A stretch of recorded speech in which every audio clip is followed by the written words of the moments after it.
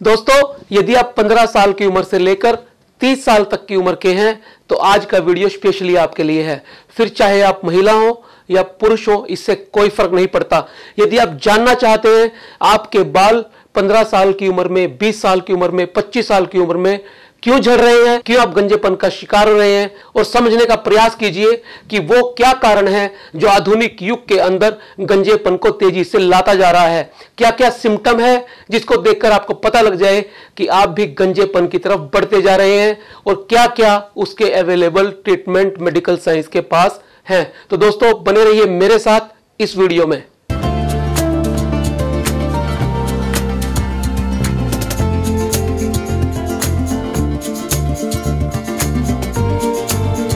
दोस्तों, बहुत सारी वैज्ञानिक शोधों से यह पता लगा है कि आजकल के समय में, आधुनिक युग में युवाओं को तेजी से बालों की समस्याएं बढ़ती जा रही हैं, जिसमें गंजापन प्रमुख है।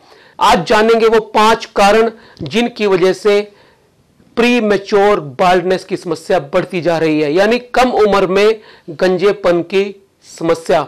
दोस्तों, हमारी जीवन शैली हमारे शरीर पर बहुत बड़ा फर्क डालती है। हम क्या खाते हैं, क्या पहनते हैं, कैसे अपने आप को चलाते हैं, ये सभी बातें हमारे जीवन के ऊपर सकारात्मक या नकारात्मक प्रभाव डालती हैं, और हमारे बाल भी इससे अछूते नहीं हैं। तो वो कौन कौन से मुख्य 5 कारण हैं जो 15, 20, 25 साल की उम्र में युवाओं में गंजेपन का कारण बन रहे हैं?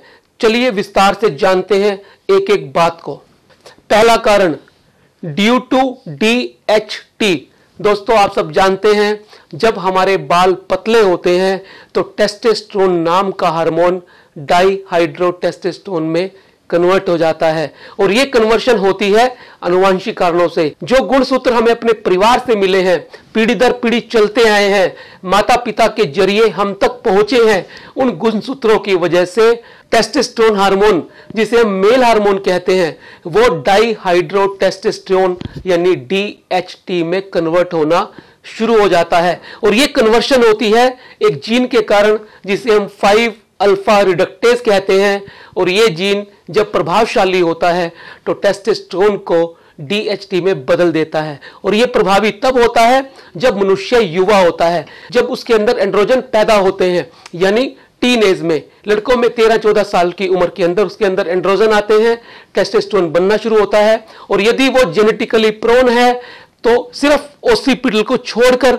बाकी सारे सिर के अंदर हेयर थिनिंग शुरू हो जाती है, और ये पैटर्न हेयर लॉस यानी एलोपेशिया एंड्रोजेनेटिका के रूप में हमें नजर आती है।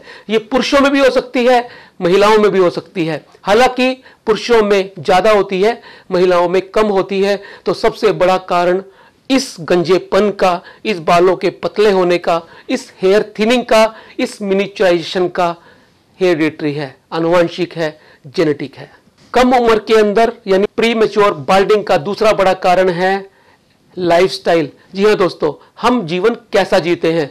जब हम असंतुलित भोजन खाते हैं जिसके अंदर मिनरल्स नहीं है, विटामिन्स नहीं है, प्रोटीन्स नहीं है, तब हमारे शरीर को वो पोषण नहीं मिल पाता जो उसे आवश्यकता होती है, और इसलिए हमारा शरीर बीमार होना शुरू हो जाता है। फ्री रेडिकल शरीर में बढ़ जाते हैं, एंटीऑक्सीडेंट नहीं मिलने की वजह से शरीर में इन्फ्लामेशन हो जाती है, और ये इन्फ्लामेशन हमारे बालों को भी नुकसान करती है, हमारे बालों के साइकिल को, जिसे हम जीवन चक्र ऑफ हेयर यानी लाइफ साइकिल ऑफ हेयर कहते हैं, उसको डिस्टर्ब कर देती है, और हमारे बाल तेजी से पतले होने लगते हैं, तेजी से झड़ने लगते हैं। दोस्तों, यदि हम अपने बालों को स्वस्थ रखना चाहते हैं, कम उम्र में गंजा नहीं होना चाहते, तो हमें अपने लाइफस्टाइल में बदलाव करना होगा। हमें उन सारी चीजों का ध्यान रखना होगा जो हमें भरपूर पोषण दे सके। अपने भोजन को फाइबर के साथ, ड्राई फ्रूट के साथ और अच्छी चीजों के साथ, जिनके अंदर सभी प्रोटीन, विटामिन, न्यूट्रिशन हो, वो लेना होगा। फास्ट फूड से बचना होगा। इसके साथ साथ 7 से 8 घंटे की नींद, 7 से 8 गिलास पानी और मेडिटेशन भी करना होगा, ताकि हम दिनचर्या के तनाव से बच सके, उसको मैनेज करके अपने शरीर को और बालों को स्वस्थ रख सके। दोस्तों, प्री मैच्योर बाल्डिंग का तीसरा बड़ा कारण है हेयर स्टाइलिंग। आजकल हम दुष्प्रचार के चक्कर में फंस जाते हैं। जो इंटरनेट पर, टीवी पर, प्रिंट मीडिया पर हमें ऐड दिखाई जाती हैं, उसके गिरफ्त में हम आ जाते हैं और जो चीजें हमारे बालों को नुकसान करती है, चाहे वो जेल्स हैं या बालों को खराब करने वाली अन्य चीजें हैं, अन्य प्रोसीजर हैं, उनको अपने बालों पर करवाते हैं, जिससे हमारे बाल पतले होने शुरू हो जाते हैं, डैमेज हो जाती है, बालों की ऊपर की लेयर क्यूटिकल फट जाती है और हमारे बाल प्री मैच्योर बाल्डनेस की अवस्था में आ जाते हैं। और चौथा बड़ा कारण है क्रोनिक टेलोजन इफ्लियम। दोस्तों, हमारे शरीर के अंदर बहुत सारे वायरस, बैक्टीरिया हमेशा रहते हैं। यदि हमारा इम्यून सिस्टम कमजोर है, हमारे शरीर की प्रतिरोधक क्षमता कमजोर है, तो ये वायरस और बैक्टीरिया जो हमारे एनवायरनमेंट में है, हमारे शरीर पर है, हमें बीमार कर देते हैं, हमें इन्फेक्शियस कर देते हैं। हमारे शरीर के अंदर अलग अलग बीमारी लगने से इन्फ्लामेटरी प्रोसेस शुरू हो जाते हैं, जो हमारे बालों को भी खराब करते हैं। यदि हमें बार बार बुखार होता रहे, यदि हमें किसी सर्जरी से गुजरना पड़े या हमें ज्यादा लंबे समय तनाव में रहना पड़े, तो ये सारी चीजें हमारे शरीर के प्रतिरोधी तंत्र को नष्ट कर देती हैं और हमारा शरीर बीमारियों की गिरफ्त में आ जाता है, जिससे हमारे बाल भी प्रभावित होते हैं और बाल भी पतले होने लगते हैं, बाल झड़ने लगते हैं, जिससे क्रोनिक टेलोजन इफ्लियम के चक्र में हम चले जाते हैं और बालों का लाइफ साइकिल डिस्टर्ब हो जाता है। और प्री मैच्योर बाल्डिंग का पांचवा बड़ा कारण है हार्मोनल। दोस्तों, हमारे शरीर के अंदर बहुत सारी एंडोक्राइनल ग्लैंड्स होती हैं। अगर वो अपने फंक्शन डिस्टर्ब कर दें तो हम बीमारियों का शिकार हो जाते हैं। जैसे गले में रहने वाली थायराइड ग्रंथि, ये ग्रोथ हार्मोन बनाती है। अगर इससे बनने वाला ग्रोथ हार्मोन थायरोक्सिन कम या ज्यादा हो जाए तो हमारे शरीर में बीमारियां लगा देता है। दोस्तों, हाइपोथायराइडिज्म, जिसके अंदर TSH, थायराइड स्टिमुलेशन हार्मोन की मात्रा बढ़ जाती है, उसका लेवल हाई हो जाता है, ये बालों को भी पतला करना शुरू कर देता है।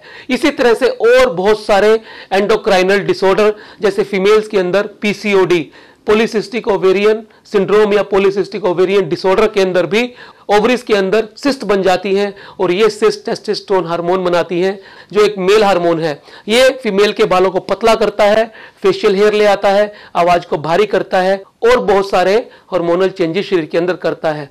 तो हार्मोनल डिस्टर्बेंसेस के कारण होने वाली प्री मैच्योर बाल्डिंग को समय से ध्यान कर लिया जाए तो रोका जा सकता है। और अब हम जानेंगे वो लक्षण जो हमें पहले ही दिखाई दे जाते हैं, जिनको समझकर हम बच सकते हैं प्री मैच्योर बाल्डिंग से, कम उम्र में होने वाले गंजेपन से। दोस्तों, प्री मैच्योर बाल्डिंग का पहला सिम्टम है हेयर थिनिंग ऑन टेम्पल्स।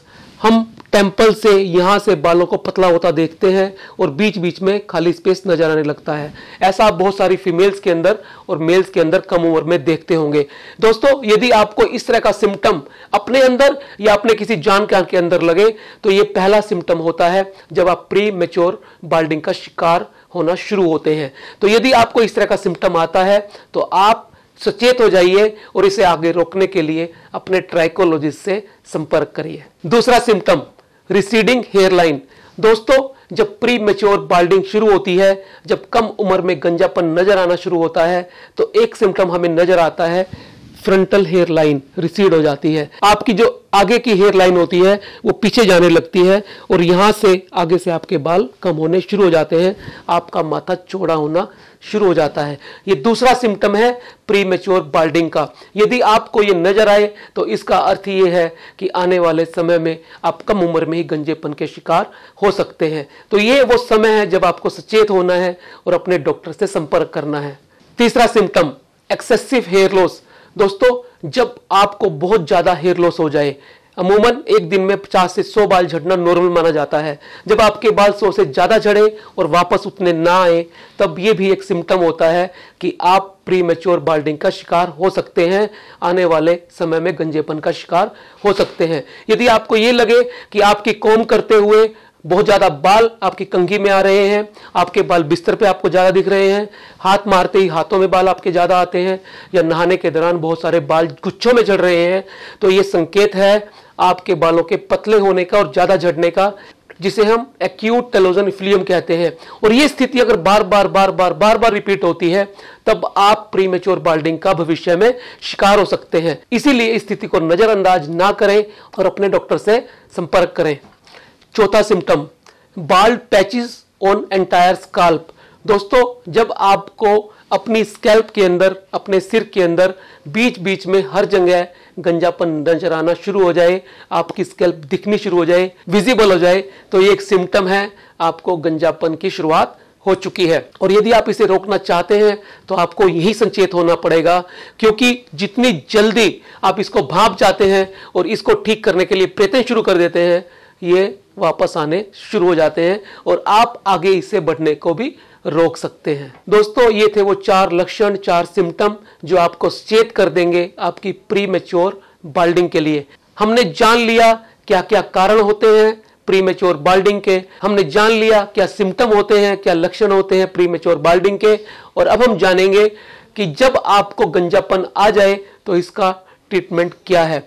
दोस्तों, जब हमें प्री मैच्योर बाल्डिंग शुरू होती है तो इनकी अलग अलग स्टेजेस होती हैं। मेल के अंदर स्टेजेस अलग होती हैं, फीमेल के अंदर स्टेजेस अलग होती हैं। मेल की स्टेजेस को हम नॉरवुड हैमिल्टन स्केल पे मापते हैं, जिसकी अलग अलग 7 ग्रेड्स या 7 स्टेजेस होती हैं। ग्रेड 1 में हेयरलाइन रिसीड होती है, ग्रेड 2 में हेयरलाइन और ज्यादा रिसीड होती है, ग्रेड 3 में टेम्पल बहुत पीछे चले जाते हैं और एम की शेप ले लेते हैं। ग्रेड 4 में एम की शेप के साथ साथ वर्टेक्स पे भी थोड़ी थिनिंग हो जाती है, यहां पे भी बाल्डनेस नजर आती है। और ग्रेड 5 के अंदर टेम्पल से बाल और पीछे चले जाते हैं और वर्टेक्स पर और ज्यादा बाल्डनेस नजर आती है। ग्रेड 6 में ये टेम्पल और वर्टेक्स मिलना शुरू हो जाते हैं और ग्रेड 7 के अंदर पूरा का पूरा सिर खाली हो जाता है। ये नॉरवुड स्केल पे 7 अलग अलग ग्रेड्स होते हैं। आपकी स्टेज पर डिपेंड करता है कि आपके लिए किस तरह का ट्रीटमेंट बेहतर है, जो आपका डॉक्टर आपको बेटर बता पाएगा। दोस्तों, फीमेल के अंदर भी 3 अलग अलग स्टेजेस होती हैं जिन्हें हम लुडविक स्केल पे मापते हैं। ये 3 अलग अलग ग्रेड्स फीमेल की पार्टीशन से, मांग से शुरू होती हैं, जो पहले थोड़ी चौड़ी होती है ग्रेड 1 में, ग्रेड 2 में और ज्यादा चौड़ी हो जाती है और ग्रेड 3 के अंदर तो स्कैल्प बहुत ज्यादा विजिबल हो जाती है। दोस्तों, 4 तरह के ट्रीटमेंट अवेलेबल हैं प्री मैच्योर बाल्डिंग को रोकने के लिए और उसे रिकवर करने के लिए। आइए जानते हैं विस्तार से। पहला ट्रीटमेंट, मेडिकल ट्रीटमेंट। दोस्तों, दवाइयों के द्वारा हम प्री मैच्योर बाल्डिंग को आगे बढ़ने से रोक सकते हैं। दवाइयां एलोपैथिक भी हो सकती हैं, होम्योपैथिक भी हो सकती हैं, आयुर्वेदिक भी हो सकती हैं। आयुर्वेद की जड़ी बूटियों के अंदर एक बहुत बड़ा खजाना छिपा है जो आपके बालों को स्वस्थ कर सकता है। VSCA आयुर्वेदिक हर्बल मेडिसिन के द्वारा बाल्डनेस का और बालों की अन्य बीमारियों का इलाज करता है। तो हमारे पास बहुत सारी ऐसी फॉर्मुलेशंस होती हैं जो आपको बालों की समस्या से बचा सकती हैं, चाहे वो प्री मैच्योर बाल्डिंग ही क्यों ना हो। दूसरा तरीका है therapies, PRP therapy, GFC therapy, जिनके बारे में आप सब जानते ही हैं और मैंने बहुत सारे वीडियो के अंदर बताया है। PRP का अर्थ होता है platelet rich plasma therapy, GFC का अर्थ होता है ग्रोथ फैक्टर कंसंट्रेट थेरेपी। दोस्तों, इन दोनों थेरेपी के अंदर एडवांसमेंट का फर्क है। GFC PRP का एडवांस वर्जन है। ये थेरेपी भी काफी हद तक प्री मैच्योर बाल्डिंग को रोकने में हेल्प करती हैं। इस पर दुनिया भर में बहुत सारे काम हो रहे हैं। तीसरा तरीका, हेयर ट्रांसप्लांट। दोस्तों, जब आपके बालों की जड़ें खत्म हो चुकी हो, यानी स्कारिंग हो चुकी हो, यानी परमानेंट हेयर फॉलिकल डैमेज हो चुके हो, जब कोई दवाई या प्रोसीजर काम ना करे, तब सिर्फ और सिर्फ हेयर ट्रांसप्लांट काम करता है। हेयर ट्रांसप्लांट 2 तरीके का होता है। इसके लिए आप मेरी और बहुत सारी वीडियो देख सकते हैं, जिसे हम FUE और FUT कहते हैं। इन तरीकों के जरिए बालों को वापस लाया जाता है। ओसिपिटल से बाल निकालकर, यानी डोनर एरिया से बाल निकालकर वर्टेक्स टेम्पोरल या अन्य गंजेपन की जगह पर बाल रोप दिए जाते हैं, जिसे हम रिसिपिएंट एरिया कहते हैं। ट्रांसप्लांट एक शानदार विकल्प है आपके लुक को वापस लाने का, आपके गंजेपन को छुपाने का। और चौथा तरीका है हेयर पैच। दोस्तों, आज के समय में जब हर व्यक्ति किसी ना किसी परेशानी से जूझ रहा है, तो बालों की समस्याएं बड़ी आम हो गई हैं और हमें कम उम्र के अंदर ही गंजेपन का शिकार होना पड़ता है। बहुत बार जब बाल ज्यादा चले जाते हैं, ग्रेड 5, 6, 7 की स्टेजेस आ जाती है, ग्रेड आ जाता है, फीमेल के अंदर 3rd ग्रेड आ जाता है और बहुत सारे पेशेंट के पास डोनर एरिया अवेलेबल ही नहीं होता, तो ऐसी कंडीशन के अंदर सबसे बढ़िया विकल्प माना जाता है हेयर पैच। इसे हेयर फिक्सिंग, हेयर बॉन्डिंग और अन्य बहुत सारे नाम दिए जाते हैं। दोस्तों, ये बहुत ही शानदार, सस्ता, सुंदर और टिकाऊ विकल्प है आपके गंजेपन को छुपाने का। इससे आपको डिजायर्ड लुक मिल जाता है और दोबारा से आपका कॉन्फिडेंस रीबिल्ड हो जाता है। तो दोस्तों, ये 4 तरीके हैं जो आपके गंजेपन को छुपा सकते हैं। आज के वीडियो में हमने बात की कम उम्र में गंजेपन के कारणों की। आज के वीडियो में हमने बात की कम उम्र में गंजापन जो होता है उसके लक्षण क्या क्या हो सकते हैं उसके बारे में, और कम उम्र में जो गंजापन होता है उसके लिए मेडिकल साइंस के पास क्या ट्रीटमेंट अवेलेबल है उसके बारे में। दोस्तों, मैं उम्मीद ये करता हूं कि आज का वीडियो हर उस युवा को देखना चाहिए जो 15 से 30 साल के बीच में गंजेपन का शिकार होता जा रहा है। यदि आप उस श्रेणी में आते हैं या आपके जानकार उस श्रेणी में आते हैं तो आपको ये वीडियो उनके साथ भी साझा करना चाहिए। मिलते हैं अगले वीडियो में फिर एक नए विषय के साथ। तब तक के लिए नमस्कार।